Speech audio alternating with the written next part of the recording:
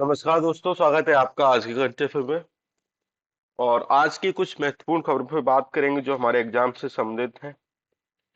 तो पहला टॉपिक है कि जीएसटी काउंसिल की 49th जो मीटिंग हुई उसके कुछ इंपोर्टेंट जो आउटपुट निकल के आए हैं तो उनके बारे में हमको पढ़ने की आवश्यकता है क्योंकि यहाँ से प्रश्न बन सकता है।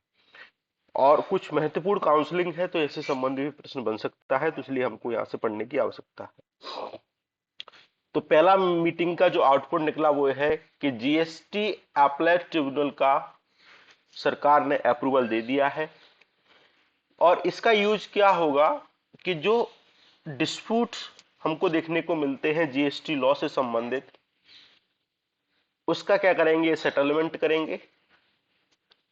और ये central goods and service tax 2017 के तहत इसको मैंडेट दिया गया है। और इसकी बेंचेस को, तो इसकी जो प्रिंसिपल बेंचेस होगी वो आपको न्यू दिल्ली में देखने को मिलेगी, जिसमें आपको इसको एक प्रेसिडेंट के द्वारा अध्यक्षता की जाएगी। मतलब कि वो हमारे राष्ट्रपति नहीं, इसके प्रेसिडेंट के द्वारा अध्यक्षता की जाएगी। इनको सरकार के द्वारा अपॉइंट किया जाएगा। और इसमें 2 टेक्निकल मेंबर और 2 जुडिशियल मेंबर देखने को मिलेंगे। एक सेंटर से होगा, एक स्टेट से होगा। मतलब कि जिस स्टेट का मामला होगा उससे संबंधित आपको मेंबर देखने को मिलेगा। ठीक है, तो इसको आप याद रखेंगे। दूसरा, जीएसटी कंपनसेशन स्कीम, जैसे कि आपने पढ़ा होगा, जीएसटी कंपनसेशन स्कीम सरकार लेके आई थी जब सरकार ने जीएसटी लागू किया था। क्योंकि कुछ स्टेटों को रेवेन्यू का लॉस होने वाला था, जैसे मध्य प्रदेश हो गया, छत्तीसगढ़, झारखंड, क्योंकि ये लीस्ट डेवलपमेंट स्टेट है।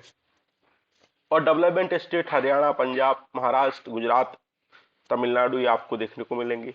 तो जीएसटी सी लाने से इनके रेवेन्यू कलेक्शन में कमी आई, तो सरकार ने कहा कि अगर आपके रेवेन्यू कलेक्शन में कमी आती है तो हम आपको जीएसटी का कंपेंसेशन देंगे और ये 5 साल तक हम आपको देंगे। लेकिन बाद में सरकार ने कहा कि हम इसको 5 साल और बढ़ाते हैं। लेकिन अभी वर्तमान में कुछ कमियां देखने को मिली, जिसके कारण जो जीएसटी कंपनसेशन जो फंड है जिसमें सेस लगाया जाता था उसमें कमी देखने को मिली, लॉस ऑफ रेवेन्यू देखने को मिला। ठीक है, तो सरकार ने कहा कि हम स्टेटों को अपनी तरफ से 33,506 करोड़ रुपए देंगे, जीएसटी कंपोजिशन के तहत इस जीएसटी कंपोजिशन फंड में डालेंगे, जो कि जीएसटी कंपोजिशन से फंड आपको देखने को मिलेगा। और सरकार ने कहा कि इसमें कुछ कमी से सेंटर इन एडुकेट फंड हमको देखने को मिल रहा है, तो इसलिए हम इसमें डालेंगे और आपको देंगे, आपको चिंता करने की आवश्यकता नहीं है। तो इस बात को ध्यान रखेंगे। दूसरा, ग्रुप ऑफ मिनिस्टर की रिपोर्ट अडॉप्ट हो गई है टैक्सेशन स्पेशल कंपोजिशन स्कीम के तहत। जैसे पान मसाला, गुटखा, च्युइंग, तंबाकू से संबंधित है तो इस पर आप टैक्स सेक्टर में टैक्स लगा सकते हैं। दूसरा, कुछ अदर डिसीजन किए गए हैं। इसको एक्सटेंड किया गया है कि स्टेट और सेंटर की कुछ एजुकेशन जो बोर्ड है वो अपने इंटरेस्ट एग्जाम को कंडक्ट करा सकती हैं एनी अथॉरिटी से, इंक्लूडिंग नेशनल टेस्टिंग एजेंसी। मतलब उनका मन करे तो करा सकती है और नहीं करे तो नहीं भी करा सकती है, तो इस बात को ध्यान रखेंगे। कुछ कमोडिटी का जीएसटी से संबंधित उसमें छूट रिड्यूस किया गया है, जैसे रब है, लिक्विड है, पेंसिल शार्पनर है, तो इसके संबंध में जीएसटी छूट उनको दी गई है। जीएसटी काउंसलिंग की बात करें तो आर्टिकल 279A के तहत इसको स्टेब्लिश किया गया। और इसमें यूनियन फाइनेंस मिनिस्टर चेयरपर्सन होते हैं। Minister of state, other member from centre, जो कि मिनिस्टर ऑफ स्टेट होते हैं, राज्य मंत्री होते हैं, वो रहते हैं। और वाइस चेयरपर्सन आपको one of the state finance minister, इसको वाइस चेयरपर्सन देखने को मिलेगा। मेंबर स्टेट फाइनेंस मिनिस्टर इसमें आपको देखने को मिलेंगे। सेंटर का जो बोर्ड का वेटेज रहता है 1/3 रहता है, स्टेट का 2/3 रहता है।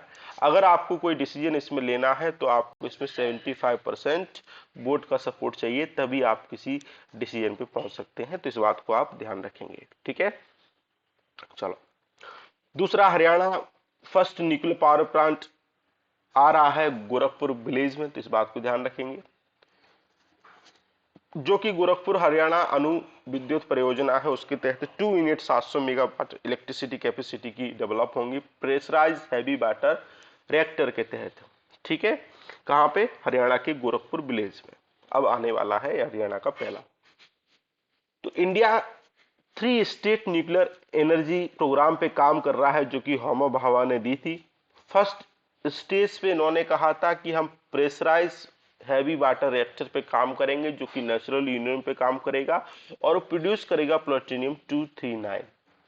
और हैवी वाटर मॉडरेटर कूलेंट के रूप में उपयोग हुआ किसमें, प्रेशराइज हैवी वाटर रिएक्टर में। तो पहली स्टेज से हो गई। दूसरी स्टेज हो गई कि हम फास्ट ब्रीडर रिएक्टर पे काम करेंगे जो कि प्लूटोनियम 239 को प्रोड्यूस करेगा और फर्स्ट स्टेज से जो कि बना होगा और फॉर्म करेगा यूरेनियम 238। तो इस बात को ध्यान रखेंगे। स्टेज 3 में क्या होगा कि हम क्या करेंगे, थ्योरियम का उपयोग करेंगे। तो थोरियम में क्या होता है, थोरियम के द्वारा आप एटॉमिक जो बॉम्ब है वो नहीं बना सकते, तो इसलिए थोरियम जो थर्ड स्टेज पे है वो हमारे लिए महत्वपूर्ण है। ठीक है, तो इस बात को ध्यान रखेंगे। तो वर्तमान में क्या हुआ है कि इंडिया ने जो फर्स्ट स्टेज है वो 2013 में अचीव कर ली थी और वर्तमान में 22 न्यूक्लियर रिएक्टर हमारे यहाँ काम कर रहे हैं। 18 प्रेशराइज हैवी वाटर रिएक्टर है, 4 लाइट वाटर रिएक्टर है, 7 जो न्यूक्लियर पावर प्लांट है उसमें आपको देखने को मिलेंगे। और वर्तमान में प्रेजेंटली इंडिया सेकंड स्टेज पे काम कर रहा है।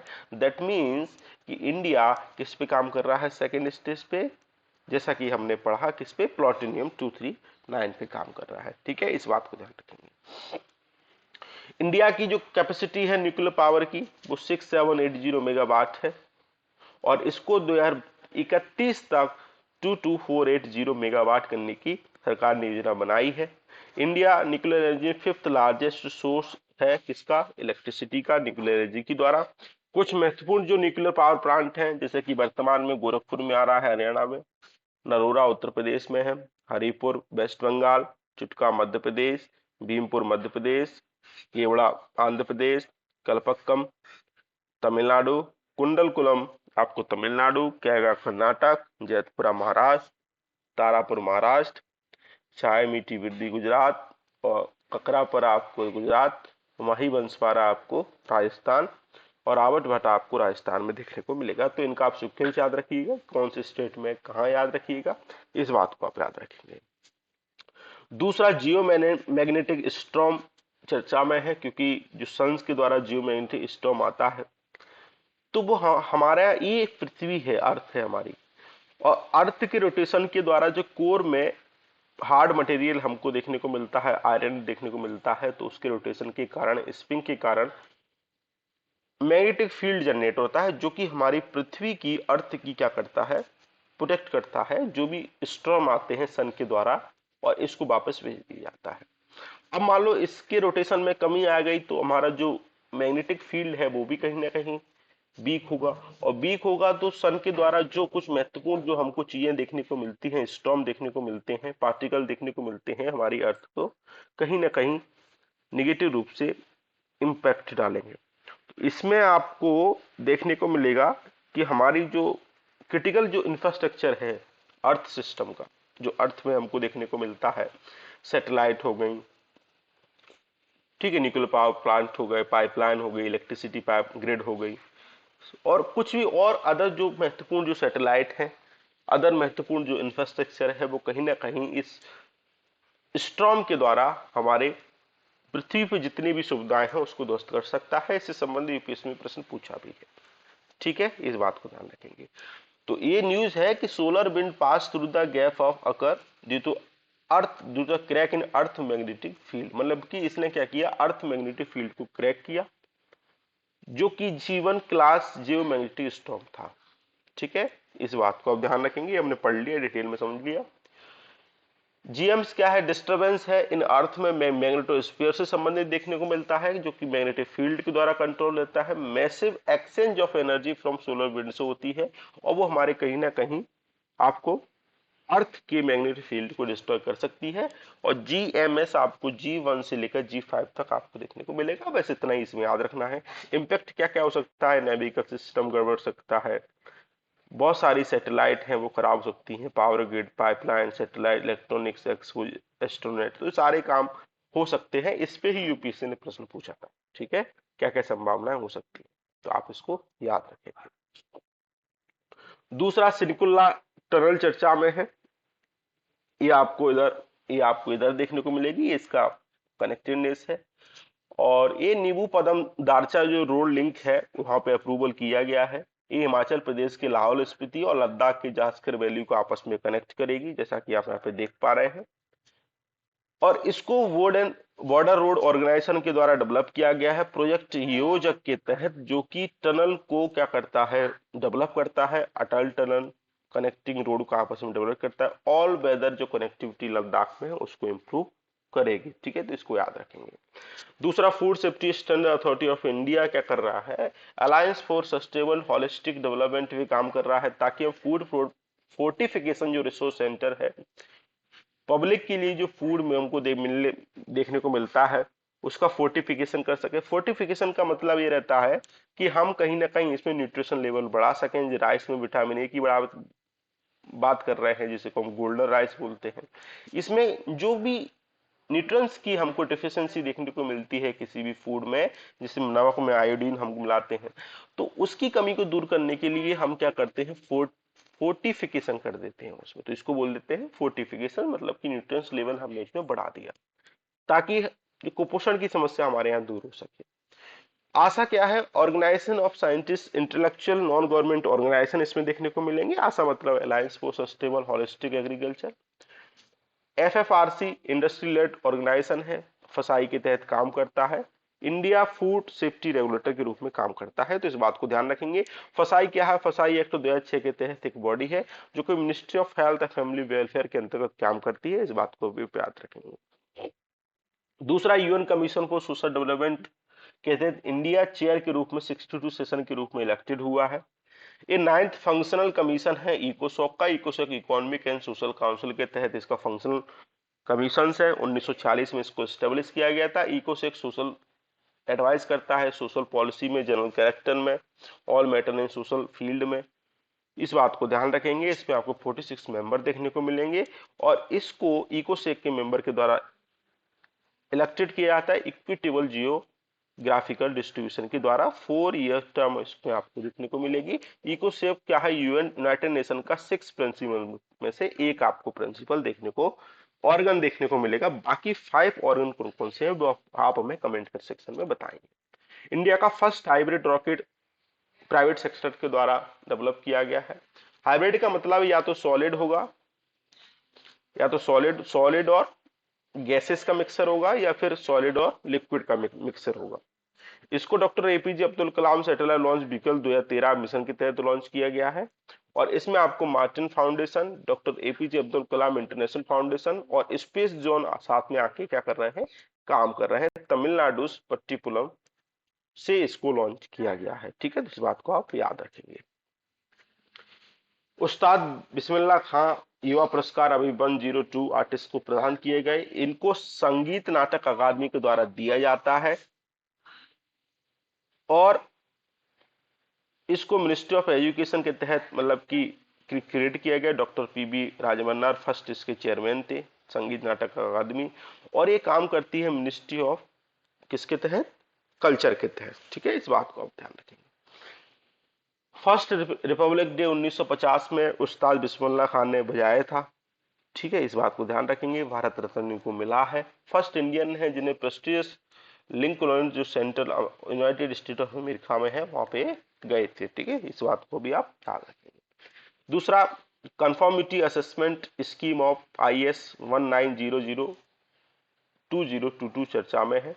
BISN जो bureau of Indian standard national standard body है, bureau of Indian standard act 2016 के तहत इसको स्टेब्लिश किया गया।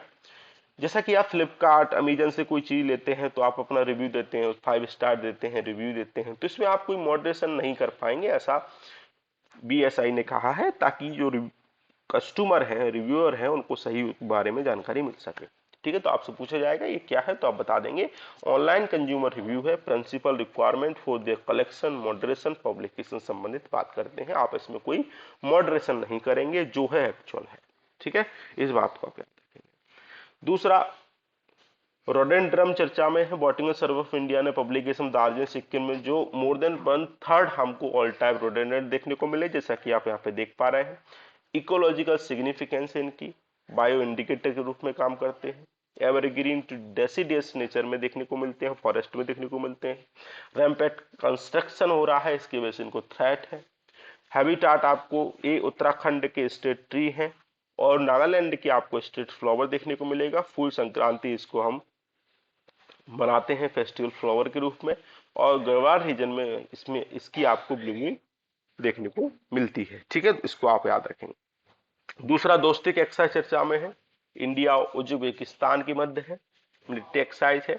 उज्बेकिस्तान आपको इधर देखने को मिलेगा, ये तुर्कमेनिस्तान और कजाकिस्तान के बीच में है, और अरल सी उज्बेकिस्तान और कजाकिस्तान के मध्य देखने को मिलेगा। इधर आपको किर्गिस्तान, ताजिकिस्तान, अफगानिस्तान, और उज्बेकिस्तान की सीमा इससे नहीं लगती है, ये क्या है, कैस्पियन सी है। ठीक है, तो इस बात को आप ध्यान रखेंगे।